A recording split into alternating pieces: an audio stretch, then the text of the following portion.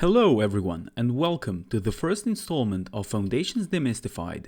Today we'll be taking a look at some foundation fundamentals. So, what exactly are foundations and what is their purpose? Essentially, they are the lowest structural system of every building, and their role is to safely transfer all loads from the building down to the ground below, ensuring stability and longevity. Now, there is a wide variety of foundation types, and choosing the right one depends on several important factors. The first key consideration is the terrain upon which the building will be constructed. Of particular interest is the soil composition itself. Before designing foundations, the soil on site is thoroughly analyzed. This typically involves probing, collecting soil samples, and laboratory testing. Soils can vary greatly in their composition, from solid rock to loose unbonded aggregates such as sand. Even within the same site, it's not unusual to have variable soil compositions with drastically differing properties, which is why it's essential to take a multitude of samples and carry out detailed testing. The findings of these geotechnical inquiries are then presented in what is known as a boring log and used as a reference for further design.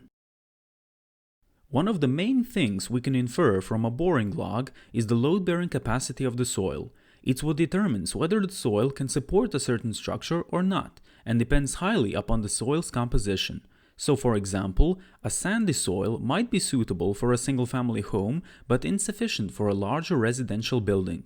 If the soil, at a certain level, isn't strong enough to support a building, the foundations must be either adapted or moved to a level with a stronger soil composition. Incorrectly designed foundations on weak soil can lead to permanent issues like differential settling and structural damage, as seen with the Leaning Tower of Pisa. Soil analysis also provides us with valuable information regarding the type of excavation work we can safely carry out.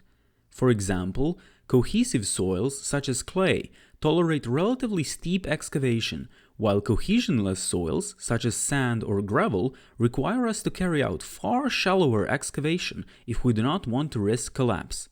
Furthermore, it tells us whether groundwater is present on site and at what levels.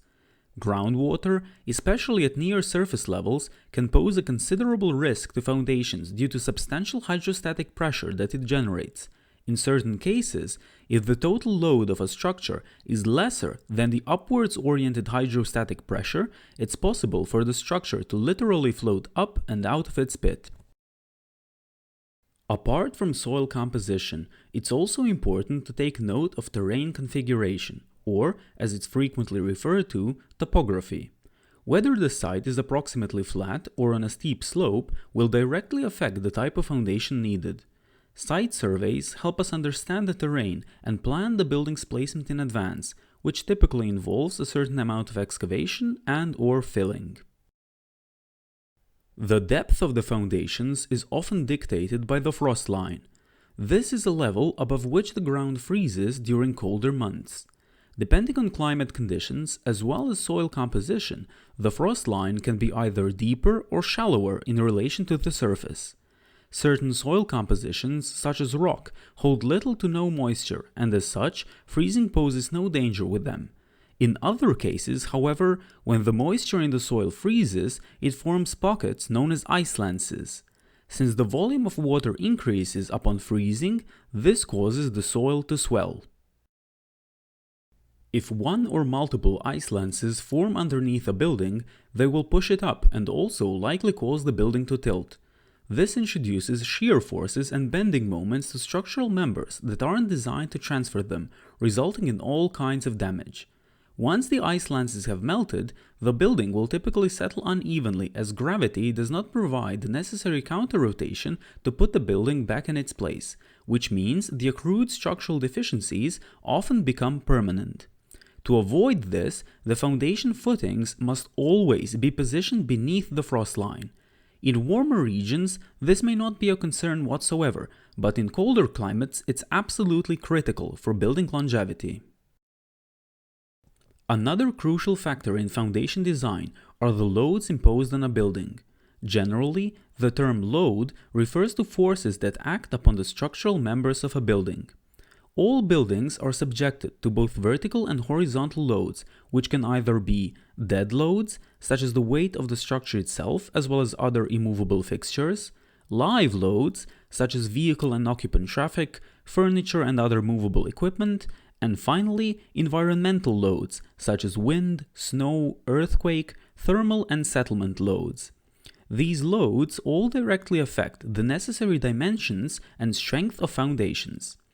As previously stated, each soil composition possesses a certain load-bearing capacity.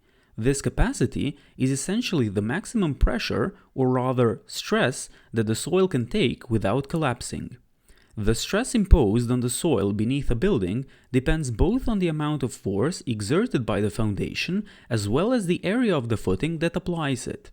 In simple terms, we can describe this relation using the following formula. Sigma, which stands for stress, is equal to force divided by area of application. We can also easily demonstrate this using an everyday example.